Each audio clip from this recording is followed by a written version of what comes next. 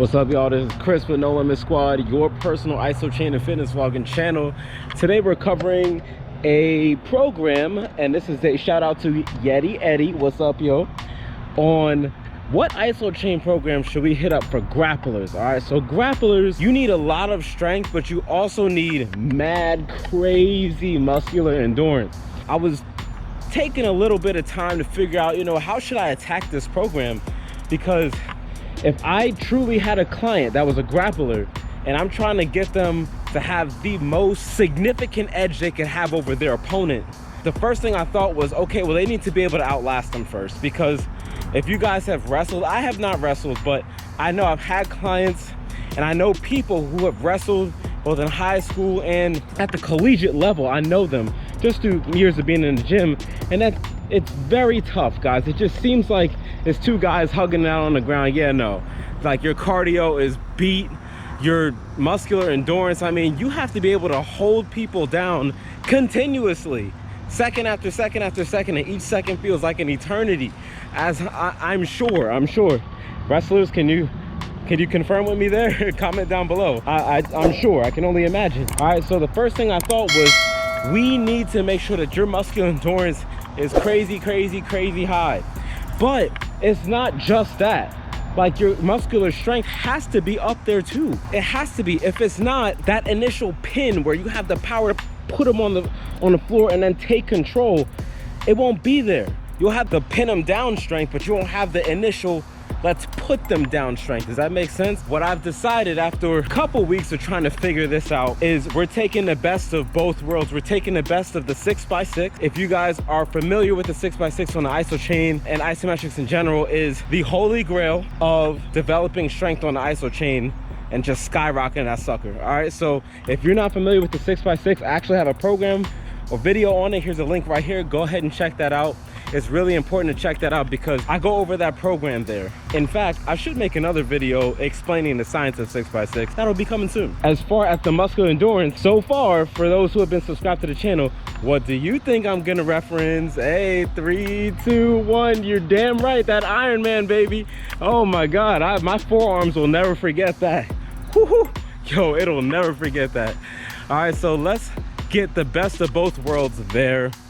Let's transition into it. All right, first things first, let's cover the 6x6 protocol. All right, so this is a grueling one, guys. Grapplers, you have to be able to lay it on the table at any moment. At any moment, it's do or die. You want to be a Khabib Nurmagomedov? You want to be wrestling bears and shit? Well, then follow this protocol. All right, so 3 days out of the week, we're going 6x6. 3 days out of the week, we're going Ironman. Now, I'm using the terms 6x6 and Ironman. Those are names of the program, but it's just like a relatability thing. Like, yo, here's what he's referencing, okay? So 6x6 protocol. So it's 6 sets of 6 reps. I'm gonna go over the exercise in a second. That's 3 days a week.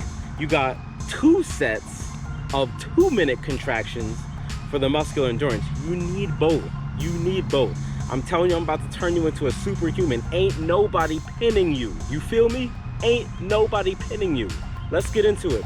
Cover the strength first, the exercises. Here we go. You got the row, you got the shoulder press, you got the deadlift, and you got the Zercher squat. See, you probably thought I was gonna say Austin squat. The reason why I decided to go with the Zercher squat, okay, because it's going to teach the Zercher squat, even though the Austin squat goes right into the legs, the lower body, without any spinal erector recruitment at all. The Zercher squat is better here because it's teaching you form. You know that if you're not completely under that bar and you're using your lower back, it's not form. You have to know form here. So we're gonna focus on rotating underneath that bar for that Zercher squat, so that way you focus on your quads, a little bit of hams, and the glutes. That's the point of that. You need control. And if you don't have control in the isochain, how are you gonna control your opponent? I picked the Zercher squat for 2 reasons. One, because it's a really good leg workout. Oh my God, any takers there? But also, it's gonna teach you form. Form is everything, man. You gotta be able to control that bar. Don't use your lower back for the Zercher squat. And I cover that in the Zercher squat video you can find right here. Check that out. So I picked the shoulder press because you need that power, that pushing power. You have no pushing power, you're screwed. You need upper body power. And what better way to dominate your opponent when you start than to push them onto the floor. Push power, okay? So here's the deal. The shoulder press, we're going to go, every time you do the shoulder press is going to be from a different position. Because we're hitting 6 by 6, you're getting the ultimate in strength gains, the ultimate. So why not take advantage of that and put yourself in a position where you will never plateau? Here's what I mean. So for the first time you do, let's say it's Monday, right? So it's Monday, Wednesday, Friday, you're doing your 6 by 6. Your shoulder press is in bottom position on Monday, it's mid position on Wednesday, and it's top position on Friday. You are in a constant state of muscle confusion because you're never in the same chain link. So you're always going up. Now make sure you're tracking your numbers, but you should not be stagnating with that, especially if you perform this correctly. All right, so here's the next part. You got the row. You need pulling power. You need that. Pushing and pulling. So what if you're on the floor? You need to be able to pull and position this dude. And if you don't have that 6 by 6 ultimate power to position someone where you want them to be positioned at, what do? You're done, man. Pushing and pulling, they're both as important here. Am I making sense? So same thing, we're gonna adjust the chain link. It's gonna be close position, medium position, and top position for the row.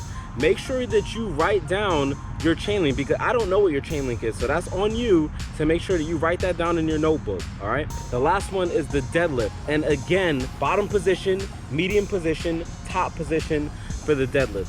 We have to make sure that we're alternating it each one. Now, at first, when I designed this program, I was like, no, we should just keep it. We should keep the chain link the same, and then every 2 weeks alternate it to something else. You know what? At first, I did think that. Why not always be in a state of muscle confusion? When you're wrestling someone, directions are changing all the time, so why not get used to that now, right? Train your body on different chain link positions so that you're strong in each angle from the jump. Not 2 weeks later. You want to jump on your opponent right now. So I'm not just talking like college wrestling too. This is like if you're doing some jujitsu, man, you gotta pin their ass, man. You gotta do that. I have a friend of mine on Facebook. I've known him for a while now, and he takes it. He's a big boy. He's an even bigger dude than I am, you know. So you better believe he's using his big muscular self to position them opponents where he wants them to be positioned to. Y'all feel me? So same thing with the deadlift. And the last thing with the Isometric squat, bottom, mid, top position. Each time you do this exercise, again, Mondays are bottom position, Wednesdays are mid position, Fridays are top position, and then alternating that. Always be alternating that, always. So Mondays are your bottom positions for all 4, Wednesdays are your mid positions for all 4, Fridays are your top position for all 4 of them. Hopefully that makes sense. Hopefully you understand the reasoning behind why I would design it that way. I feel that I'm always a proponent of staying in my own lane. I do not do any grappling. I do not do any judo or anything involving martial arts on the floor. So someone else may see what I just said and be like, oh, well, maybe you want to try, that's a good one, Chris, but you might want to add this. Sure, I'm always open to suggestions. I'm just saying the only lane I'm in right now is the personal training lane. And so with the knowledge that I have, this is what I would suggest. Hopefully that makes sense. Let's go into the muscular endurance portion of the program. All right, so let's talk muscular endurance. Hey, by the way, what exercises do you think I'm gonna have you do? You got it, the Isometric squat, the deadlift, the row, and the shoulder press. Now, why these ones in particular? I chose these 4 exercises. There's tons of exercises I could have picked. Believe it or not, there were a lot of runner-ups to this program, which would be great for transitioning into a grappling isochain program part 2 that you can cycle off of after you've done this one for 6 to 8 weeks. Remember, you don't want to always do the same program. Your body will get used to that via accommodation. Your body just wants to survive. So once it's like, oh, Chad is always doing this to us, we're used to it now. We're not going to really beat ourselves up to get that stimulus point. Does that make sense? So that's why you want to switch it up. Isometrics, weightlifting, calisthenics, you always want to be switching it up. Otherwise, you better be happy with that accommodation because you'll get it. Next point, endurance. 2-minute hold, 2 sets. Now check it out on the screen. You see that? 2 sets, 2-minute holds, 1-minute break. You want to destroy those muscle fibers. So 20 to 40% of your maximum output, you want to go ahead and figure that out via what? You got it, your 6x6 numbers. Since you already did that 6x6, you know what your numbers are. So you go ahead and go, let's say you pulled a 150 on the row. So you go 150 times 0.2, whatever that number is. It's on the screen right now, but I'm not doing that mental math as I'm recording this. You're funny. So it's 150 times 0.2 equals that number. That is a number you must hold for 120 seconds.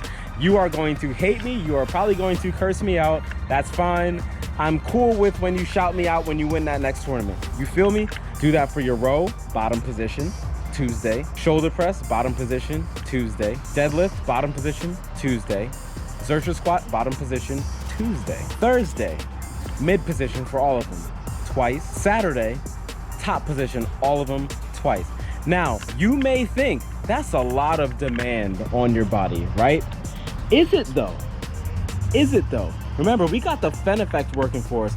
Plus, there's no DOMS, there's no delayed onset muscle soreness. Even when my forearm locked up, I was not sore the next day from that Isochain. In fact, it's been almost 9 months. July 5th will be 9 months using the Isochain. I have not gotten sore from it one time, not once. Neither of any of my clients, not once, because of the nature of the Isochain. It's the Fen effect. You don't have to worry about that. Do you know what the Fen effect is? If you don't, here's a link right here. Check it out. It's really awesome because you don't have to worry about DOMS with the Isochain. So it's great. You can just keep on beating the crap out of your body without any soreness. It's awesome. But you have to worry about CNS fatigue, which is why I gave us Sundays off. So it is 3 days of strength, 3 days of muscular endurance, day off. Relax. You do need to give yourself a break. You are not a machine.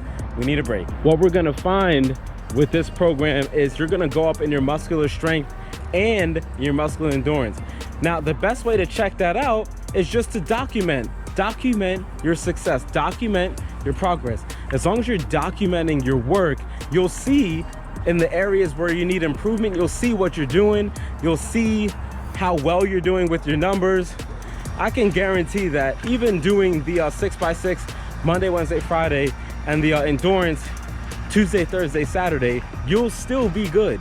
You'll still be progressive overloading it up to where you need to be.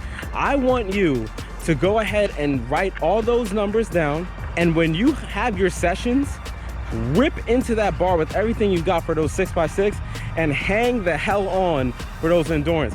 I would like to see your numbers afterwards, and I want to know what your results are grappling. Tell me you're not going to fling somebody onto that floor. You're just going to be stronger. That's what you need. It's not about working harder. It's about working smarter. These sessions aren't even going to last more than 15 minutes. So it's everything. Now you can focus. You get your 15 minutes, maybe 20 if you're BSing around with the thing, because them endurance holds, man, they're going to be hard, man. 2, 4, 6, 8, 12, 14, 16. I lied. That's an 18-minute session. 18 minutes, though.